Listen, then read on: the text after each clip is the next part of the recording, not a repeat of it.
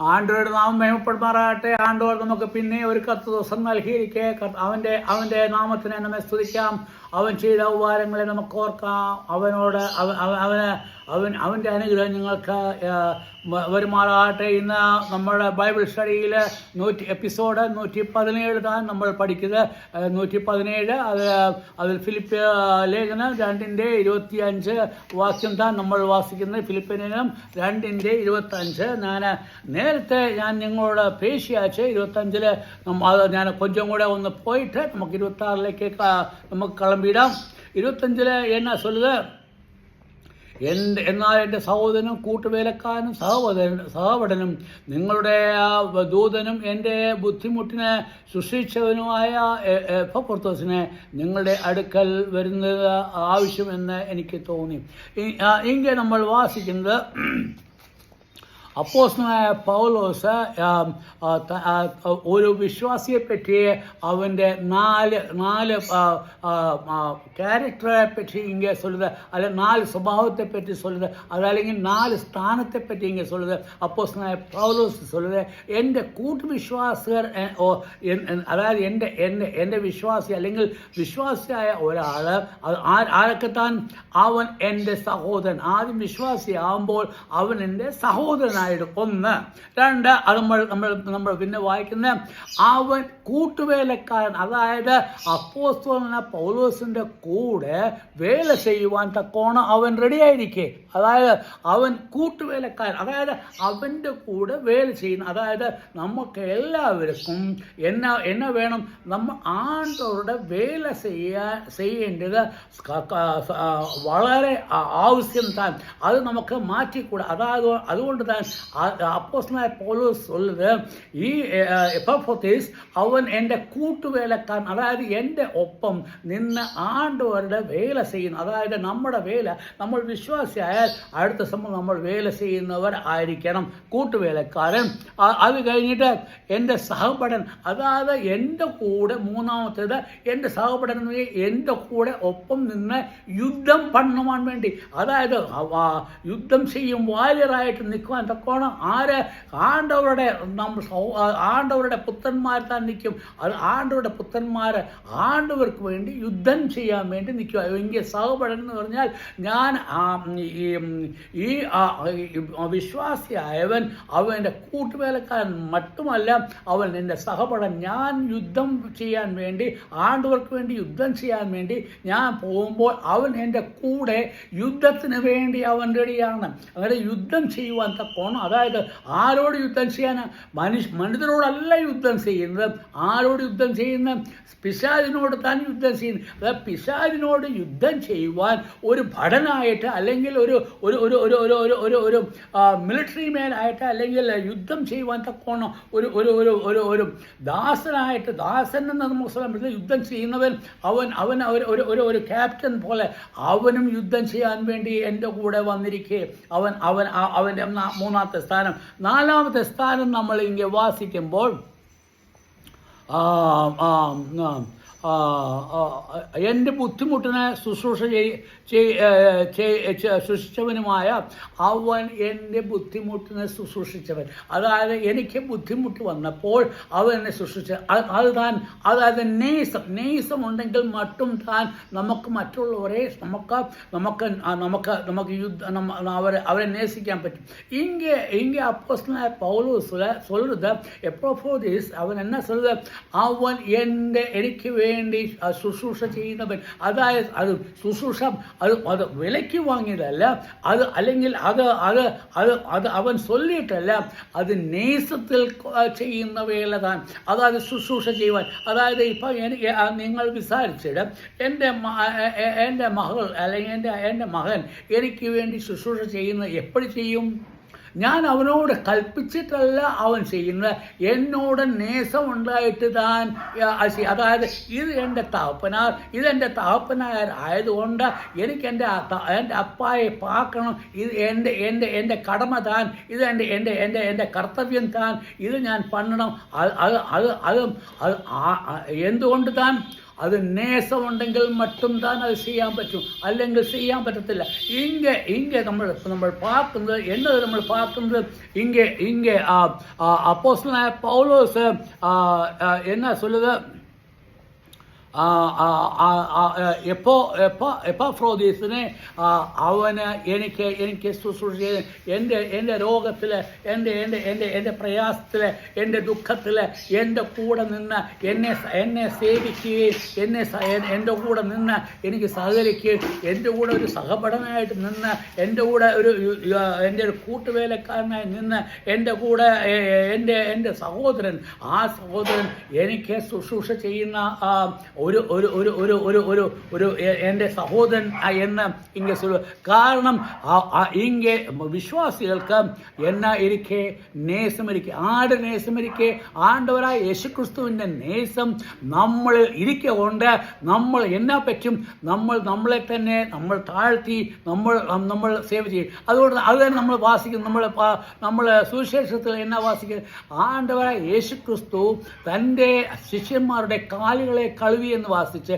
എന്തുകൊണ്ടാണ് കാലുകൾ കഴുകിയാൽ ആണ്ടവരായ യേശു ക്രിസ്തു തൻ്റെ ശിഷ്യന്മാരെ നേസിച്ചാച്ച് അവരോട് ചൊല്ലിയാച്ച്, നിങ്ങൾക്ക് നേസമുണ്ടെങ്കിൽ നിങ്ങൾക്ക് വലിയവരില്ല ചെറുപ്പരില്ല, എല്ലാവരും ഒരുപോലെ തന്നെ. നിങ്ങൾ അന്യോന്യം നിങ്ങൾ സഹായിക്കണം, അന്യോന്യം നിങ്ങൾ വേല പണ്ണണം, അന്യോന്യം നിങ്ങൾ കൂടെ നിന്ന് നിങ്ങൾ ഒരു കെട്ടായിട്ട് ഒരു ശരീരമായിട്ട് നിങ്ങൾ എൻ്റെ കൂടെ നിൽക്കണം എന്ന് ചൊല്ലിയതുകൊണ്ട് താൻ ഇங்கே നമ്മൾ വാസിക്കുന്നത് ആണ്ടവരായ യേശു ക്രിസ്തു കാണിച്ച മാതൃക താൻ ഇங்கே ഒരു സഹോദരനായ എപ്പിഫ്രോദിത്ത് പൗലോസിനോട് കാണിക്കുന്നത്. അന്യോന്യം ശുശ്രൂഷ ചെയ്യുക. ഇங்கே എപ്പിഫ്രോദിത്ത് എന്നാ பண்ணுவா, ഇവന് പൗലോസിന് വേണ്ടി ശുശ്രൂഷ ചെയ്തു. അന്നേരം ഈ 4 ഗുണങ്ങൾ ഒരു വിശ്വാസിയിൽ കാണും. ആ 4 ഗുണവും ഇല്ലെന്നുണ്ടെങ്കിൽ അതിന് പോരായ്മയിരിക്കും. അതായത് ശരിയായ ഒരു വിശ്വാസിയാണെങ്കിൽ ഈ 4 ഗുണം കണ്ടിപ്പായി ഇരിക്കും. ഈ 4 ഗുണം ഇരിക്കുമ്പോൾ എന്നാ പറ്റും, അവൻ എൻ്റെ സഹോദരൻ എന്ന് എനിക്ക് ഉറച്ച് ചൊല്ലാൻ പറ്റും. അവൻ എൻ്റെ സഹോദരൻ, അവൻ എൻ്റെ ആത്മസഹോദരൻ, എൻ്റെ ശരീരത്തിൻ്റെ അംശമെന്ന് ചൊല്ലുവാൻ പറ്റും. ഇങ്ങനെ നമ്മൾ വാസിക്കുന്നത്. അങ്ങനെ എപ്പഫ്രോദിസിനെ നിങ്ങളുടെ അടുക്കൽ അയക്കുന്ന ആവശ്യം എന്ന് എനിക്ക് തോന്നി. അങ്ങനെയുള്ള എപ്പഫ്രോദിസിനെ ഞാൻ നിങ്ങളുടെ പക്കൽ അയക്കുക. എന്തിനു പക്കൽ? അവൻ എൻ്റെ കൂടെ നിന്നാൽ എനിക്കിതെല്ലാം ചെയ്ത് തരും. എന്നാൽ ഞാൻ എൻ്റെ നേസം നിങ്ങളോടുള്ളത് കൊണ്ട് നിങ്ങൾക്കും ആ സ്വഭാവം വരുന്നതിന് വേണ്ടി ഞാൻ എപ്പഫ്രോദിസിനെ എനിക്ക് എല്ലാമായ എപ്പഫ്രോദിസിനെ നിങ്ങളുടെ പക്കൽ അയക്കുക. നിങ്ങളുടെ പക്കൽ അയക്കുമ്പോൾ നിങ്ങളും ആ സ്വഭാവം പഠിച്ചിട്ട് നിങ്ങളും അന്യോന്യം നേസിക്കണം. നിങ്ങൾ അന്യോന്യം സഹപഠനായിട്ട്, അന്യോന്യം കൂട്ടുവേലക്കാരായിട്ട് നിങ്ങൾ ആണ്ടവർക്ക് വേല പണണം. നിങ്ങൾ സഹോദരന്മാർ തക്കാൻ, നിങ്ങൾ ആണ്ടവരായ യേശുക്രിസ്തുവിൻ്റെ വിലയേറിയ രക്തത്താൽ നിങ്ങൾ വീണ്ടെടുക്കപ്പെട്ടവർ, നിങ്ങളെ വിലയ്ക്ക് വാങ്ങി നിങ്ങളെ നേസിച്ച നിങ്ങളുടെ ആണ്ടവർ അവന് വേണ്ടി വേല ചെയ്യുവാൻ തക്കോണം നിങ്ങൾ മടി കാണിക്കാതെ. അത് നിങ്ങളുടെ ചിത്തം എന്നായിരിക്കണം? അവൻ്റെ ശുശ്രൂഷ ചെയ്യുന്നതാൻ അത് നമ്മുടെ ചിത്തമായിരിക്കണം. ഇനി നമ്മൾ 26-ാം വാക്യത്തിലേക്ക് നമ്മൾ പോയിടാം. ആ 26-ാം വാക്യത്തിൽ എന്നാ சொல்லுது, അവൻ നിങ്ങളെല്ലാവരെയും കാണുവാൻ വാഞ്ചിച്ചും അവൻ്റെ ഈ എപ്പഫ്രോദിസിൻ്റെ ആഗ്രഹം എന്താ? നിങ്ങളെ എല്ലാവരെയും കാണാൻ ആഗ്രഹിക്കുന്നു. അതായത് എൻ്റെ സഹോദരനെ കാണാനുള്ള ആഗ്രഹം അവനിരിക്കുക. അതായത് എൻ്റെ സഹോദരനായ നിങ്ങൾ എൻ്റെ സഹോദരന്മാർ, അതേപോലെ എപ്പഫ്രോദിസിനും നിങ്ങൾ അവരുടെ സഹോദരന്മാർ. അതുകൊണ്ട് അവൻ സഹോദരന്മാരായ നിങ്ങളെ കാണുവാൻ തക്കോണം അവൻ്റെ ഹൃദയത്തിൽ വാഞ്ചിയിരിക്കുക, അവൻ്റെ ഹൃദയത്തിൽ ആഗ്രഹമിരിക്കുക. അവൻ്റെ ആഗ്രഹം എന്നത് നിങ്ങളെ പാത്തിട്ട്, നിങ്ങളെ കാണിട്ട്, നിങ്ങളുടെ കൂടെ നേസം പണിയിട്ട് ആണ്ടവരുടെ ചിത്തം ചെയ്യുവാൻ തക്കോണം അവൻ ഒരുക്കമാണ്. അത് നിങ്ങളെയും പഠിപ്പിച്ചിട്ട് നിങ്ങളും അവനോടൊപ്പം അവൻ്റെ ചിത്തം ചെയ്യുവാൻ തക്കോണം ആഗ്രഹിക്കുന്നു. അതുകൊണ്ട് ഇങ്ങനെ ഭാഗ്യ 26 നിങ്ങളെല്ലാവരെയും കാണാൻ വാഞ്ചിക്കുന്നു. അവൻ്റെ ആഗ്രഹം എന്നാ? നിങ്ങളെ കാണുവാൻ ആഗ്രഹിക്കുന്നു.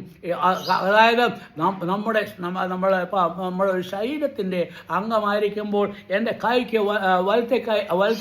ഇടത്തെ കൈക്കോ വലത്തെ കൈക്കോ ഒരു മുറി വന്നാൽ എൻ്റെ വലത്തെ കൈ എന്നാ പണു ഇടത്തെ കൈ എന്നാ പറ്റും? രണ്ടും അത് ചെന്ന് അതിനെ മസാജ് ചെയ്യും, അത് നമ്മൾ തടവും. അത് എന്ന് ചൊല്ലിയാൽ അതേപോലെ എൻ്റെ സഹോദരന്മാരായ ഫിലിപ്പിയിലെ വിശ്വാസികളുടെ അടുത്ത് അപ്പോപ്പോലീസിനെ കാണുവാനുള്ള ആഗ്രഹം ഇങ്ങനെ ചൊല്ലുക. അതായത് അത് ആ ആഗ്രഹം എപ്പം വരും?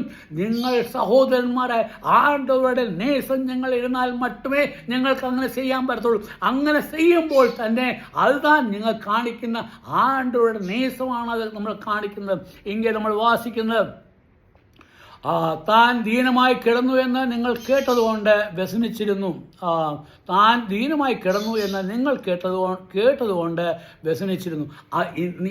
രണ്ടാമത്തെ ആ വിശ്വാസികളുടെ സ്വഭാവം, അതായത് ഫിലിപ്പിയിലുള്ള വിശ്വാസികളുടെ ഒരു കാര്യം നമുക്ക് ഈവൻ എപ്പോപ്പോലീസ് ദീനമായി കിടന്നു, അല്ലെങ്കിൽ അവൻ സീക്കായി കിടന്നപ്പോൾ, അവൻ ദുഃഖത്തിലായിരുന്നപ്പോൾ നിങ്ങൾ എന്നാ ചെയ്തു? നിങ്ങൾ അവനോട് നേസം കാണിച്ച് എന്നെ വാസിക്കുന്നത് ദീനായി കിടന്നു എന്ന് നിങ്ങൾ കേട്ടതുകൊണ്ട് നിങ്ങളുടെ ഹൃദയം രമ്പ വ്യസനമായിരിക്കെ, ഹൃദയം രമ്പ കഷ്ടം വന്നാച്ചേ. കാരണം ഞങ്ങളുടെ കൂട്ടു സഹോദരൻ, അല്ലെങ്കിൽ ഞങ്ങളുടെ സഹോദരൻ, അല്ലെങ്കിൽ ഞങ്ങളുടെ സഹപഠൻ, അല്ലെങ്കിൽ ഞങ്ങളുടെ വേലക്കാരൻ, ഞങ്ങളുടെ ശുശ്രൂഷക്കാരൻ അവൻ ദീനമായി കിടക്കും. അതായത് നമ്മളെ വിസാരിച്ചിട്ട് നമ്മുടെ താപ്പനാർക്കോ, അല്ലെങ്കിൽ നമ്മുടെ സഹോദരങ്ങൾക്കോ, അല്ലെങ്കിൽ നമ്മുടെ സഹോദരിക്കോ, അല്ലെങ്കിൽ നമ്മുടെ അമ്മയ്ക്കോ, എന്തെങ്കിലും തായ്ക്കോ എന്തെങ്കിലും പ്രശ്നം വന്നാൽ നമുക്ക് എന്നാ പറ്റും? നമ്മുടെ ഹൃദയം വ്യസനിച്ചിരും. അതേപോലെ അവൻ ദീനമായി കിടന്നപ്പോൾ നിങ്ങൾ വ്യസനിച്ച്, നിങ്ങൾ രമ്പ കഷ്ടപ്പെട്ട്, നിങ്ങളുടെ ഹൃദയത്തിൽ രമ്പ കഷ്ടം വന്നാച്ചേ. അത് ഞങ്ങൾക്ക് തിരിയും. അതുകൊണ്ട് താൻ നിങ്ങളെ കാണാൻ വേണ്ടി അവൻ വരുന്നത്. അതായത് നിങ്ങളുടെ നേസം അവൻ പാത്താച്ചേ, നിങ്ങളുടെ നേസം അവൻ കണ്ടാച്ചേ. അതുകൊണ്ട് അവൻ എന്നാ പണുവാൻ? അവൻ നിങ്ങളെ കാണാൻ വേണ്ടി വരുന്നു. 26 വാക്യത്തിൽ അവൻ കേട്ടതുകൊണ്ട് വ്യസനിച്ചിരുന്നു. അത് താൻ ആണ്ടവരെ വിശ്വസിച്ചാൽ നിങ്ങൾക്ക് ആണ്ടവരുടെ നേസം கிடைക്കുന്നു. അതായത് നമ്മുടെ സഹോദരന്മാർ അത് എங்கே ഇരുന്നാലും ഇല്ലേലും ആണ്ടവരായ യേശുക്രിസ്തുവിൽ ഞങ്ങൾ സഹോദരന്മാരാകുമ്പോൾ അവർക്ക് ദുഃഖം വരുമ്പോൾ നിങ്ങൾക്കും ദുഃഖം വരും, അവർക്ക് കഷ്ടം വരുമ്പോൾ നിങ്ങൾക്കും കഷ്ടം വരും, അവർക്ക് പ്രയാസം വരുമ്പോൾ നിങ്ങൾക്കും പ്രയാസം വരും. അതാണ് ശരിയായ വിശ്വാസികൾ എന്ന് ചൊല്ലുന്ന കാര്യങ്ങൾ. ഞാൻ എൻ്റെ സമയം മുടിഞ്ഞാച്ച് ഞാൻ നിർത്തുവാനും ആണ്ടോട് നിങ്ങളെ ആശീർവദിക്കട്ടെ. നിങ്ങൾ വിശ്വാസികളാണെങ്കിൽ ആണ്ടവരുള്ള നേസം നിങ്ങൾ വിടാതെ ആണ്ടവരെ ആ നേസം നിങ്ങൾ അന്യോന്യം കാണിച്ച്, അന്യോന്യം കെട്ടിപ്പിടിച്ച്, നിങ്ങൾ ആ നേസം നിങ്ങൾ കാണിച്ച് അതുമൂലം ആണ്ടവരുടെ നാമം മഹിമപ്പെടുമാറാകട്ടെ. ആണ്ടവർ നമുക്ക് നൽകിയ സമയത്തിനായി നമുക്ക് ആണ്ടവർക്ക് സ്തോത്രം പണിടാം. ആണ്ടവർ നിങ്ങളെ ആശീർവദിക്കട്ടെ. ആണ്ടവരുടെ അനുഗ്രഹം നിങ്ങളുടെ മേൽ എപ്പോഴും വരുമാറാകട്ടെ, എപ്പോഴും നിലനിൽക്കാട്ടെ. ആമേൻ.